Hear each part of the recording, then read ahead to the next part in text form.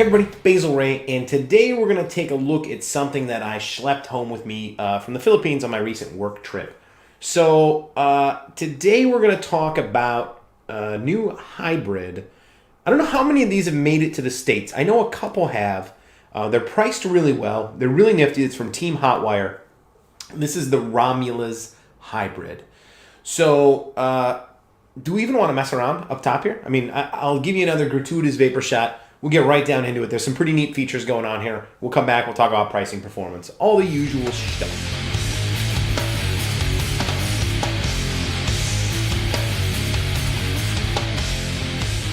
All right, so here is a completely disassembled Romuluz hybrid, and we'll take a look at how it all goes together. So battery tubes are pretty standard. There is the top tube, which will take an 18350 if you leave it in this configuration.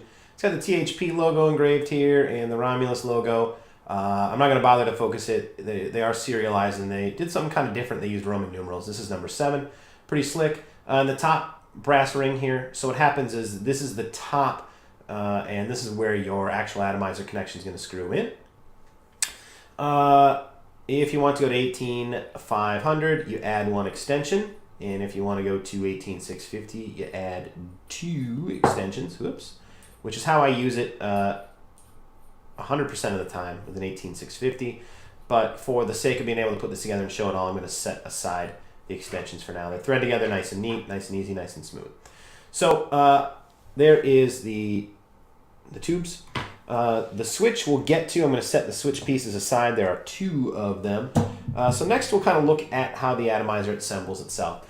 So the connections on this are copper plated with silver, so they're conducting pretty well. It should be pretty low maintenance. So here's the base piece of the atomizer. You can see it looks like a regular 510 connection. You wouldn't be wrong. But the problem is the connection here is really long to make the hybrid. So unless you've got a super recessed 510 connector on your device, oops, if you get it on a device and you thread it correctly, don't thread it like an idiot like I just did, it just doesn't sit completely flush, so it's not going to probably look great. Though, assuming you can get it to thread and it makes a connection at the bottom, I don't see any reason why you couldn't use it as a standalone atomizer as well. So this is the base piece. You can see there's a center post that runs up through it here. Here are a couple of extra tanks, and this is one of the first really neat features about the Romuluz, is that rather than having to bring around a syringe or the UCAN or something of that sort, you can purchase extra tanks. You get 1 tank with it without the downrim top caps. So what happens here is the metal tank body, the center post runs through this. There is glass here, and these Delrin caps screw on, although this one is screwed on really tight. Let me try and get it off. They thread on, so they stay on nice and snug. For some reason, my hands are really slippery. I got e-liquid all over them. I can't get that one open. Here you can see a tank that I used to put juice in. So the convenience factor here, you fill the tank, throw it in your pocket, it's sealed up. Juice isn't going to go anywhere. Then when you're ready, you just unscrew it, drop the tank on, throw the atomizer top piece on, and you're ready to go. So I'll show you what that looks like. Here's a tank that I was just using with liquid in it, as you can see. There is liquid there. So all you do is you drop your tank on, and the top piece threads through here. You grab your actual atomizer deck portion. You don't have to disassemble your coil, your wire here. You can see I've got stainless steel cable going. It is the 3mm variety. I think that's like 7/32, something along those lines. And this is all then going to thread together. So rather than having to carry around a syringe or something completely silly, you simply thread this together. You do need to get this together real snug, or it's not going to fire correctly. So we go ahead and just get that good and snugged up. And there's your atomizer piece. So nice big wick holes. These are of the 3.5mm variety. If you notice, it looks like it's set up for dual wicks. You could do dual wicks. The one downside, they don't give you an extra screw. So you can't screw in your ground screw over on this side. Kind of weird that they don't give you that. But part of the reason they don't give you that is because it really is just an add-on option. So you supply your own screw. This is where some of the magic starts to come in. So this is the reducer piece. It works in conjunction with a 50% reduced top cap. So if you look in here, you can see it is hollowed out on half of the top cap. So you drop this piece in if you're going single wick. This also kind of eliminates your best spot to fill it, though you could use a very small syringe and go through the middle here, if you were so inclined, kind of defeats the purpose of the swappable tanks. So this Delrin reducer piece just slides in here like so, pops in and out. You can get it out with a fingernail. It does take a little bit of work.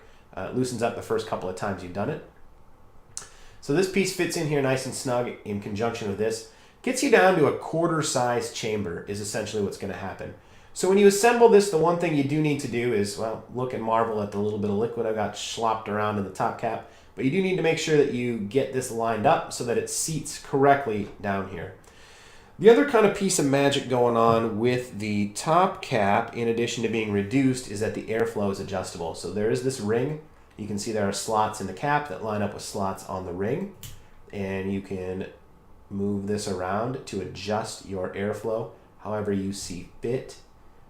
So if I slide this around there, you can see starting on the one side and there. So it's lined up, so real big air slots, really. So you've got a couple of options. You can close these off a bit, or you can go all the way over to the other side and give you more of a single air hole if you're going single wick. Whatever you feel inclined to do, whatever works best for you. The more open you have it, the noisier it is. So you leave it full open. It's going to be a noisy guy. You'll see that when we go up top and talk about pricing and such. So let's put the whole thing together. We'll start here by dropping the atomizer into the tube. So this screws together. Some people may say that this isn't truly a hybrid because of this. You do want to get this good and snug as well, because the bottom here, this is where your silver-plated connection is going to meet your battery. So I'm going to throw on the battery tubes. It's getting me to 18650, and if I thread them straight, they will go on nice and smooth. Threading here is really pretty nice, gotta say. Battery in, this is an Orbtronic 18650, a little bit longer than your average run-of-the-mill kind of high drain or high output 18650.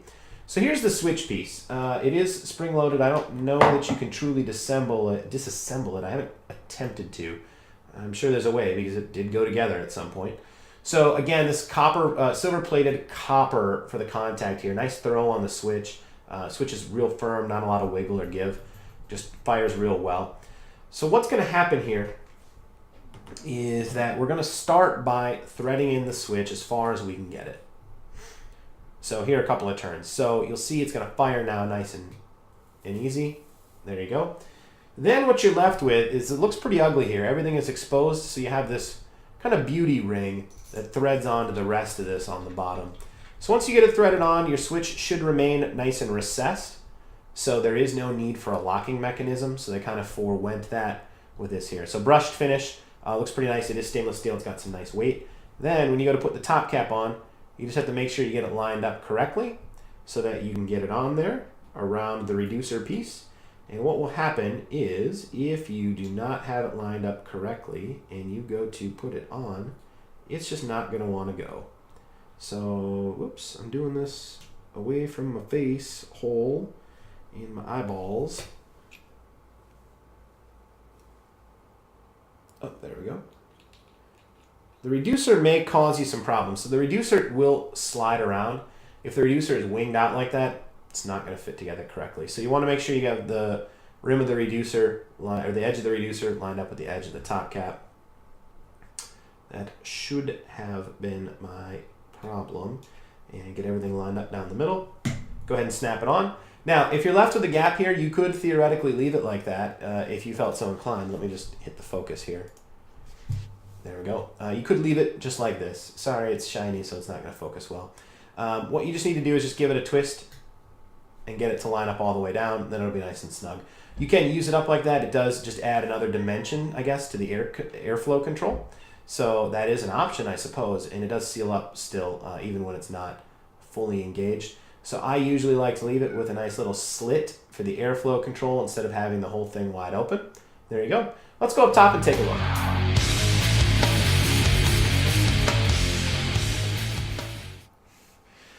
So the one weird thing about using the Romulus is that if you have the reducer piece in and you have your air holes all the way open, it's pretty noisy. Just listen, I'm not even going to fire.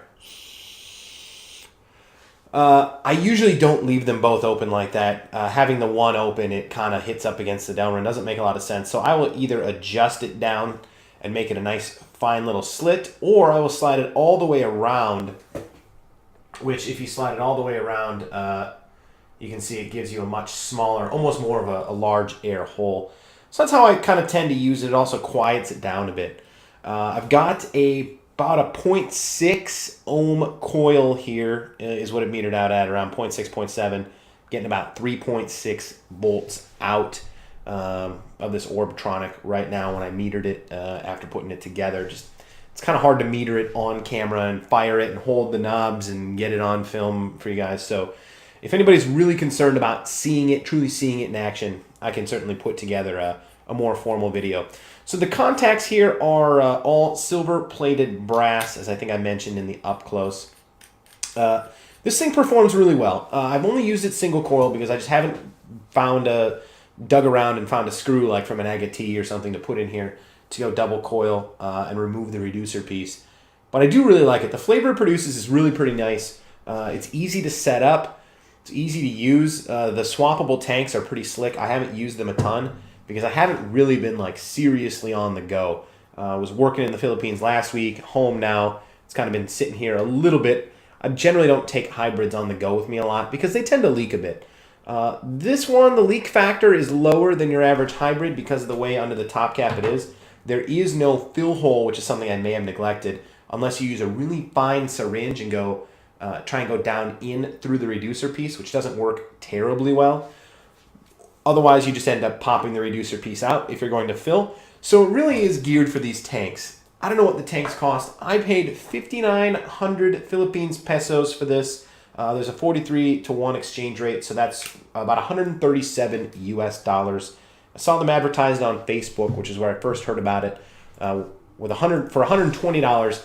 That was before any kind of shipping. So I'm guessing that's about on par. I heard a rumor these were going to retail in the US for 200 plus. I don't know if I would pay 200 plus for this. I've only paid 200 plus for a pair of mods in my entire life. So that's starting to get in the steep end for me.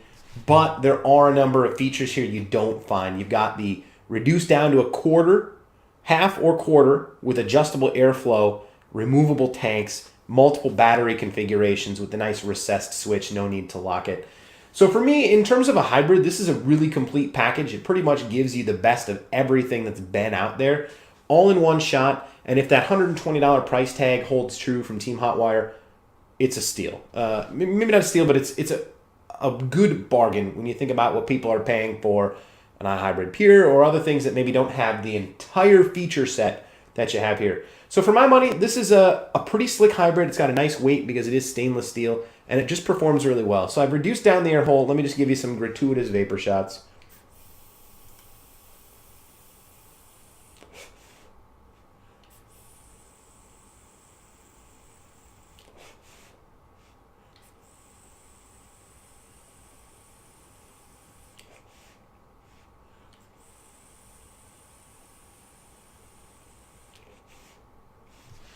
So there you go. You can see it performs really well. You start closing off the air holes, it pulls down some of the noise factor. You open them up, things get pretty wild. I'll open it up, take a rip or two.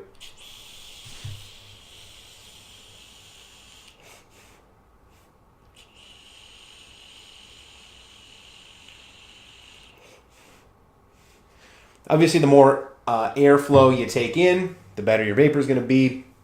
It's always the trade-off when you start getting into this rebuildable, adjustable airflow business. So $137-ish is what I paid, 120 plus shipping. It's going to be about a wash. If that's the price that holds up, if a vendor does pick this up, I don't think any vendors have it here in the US.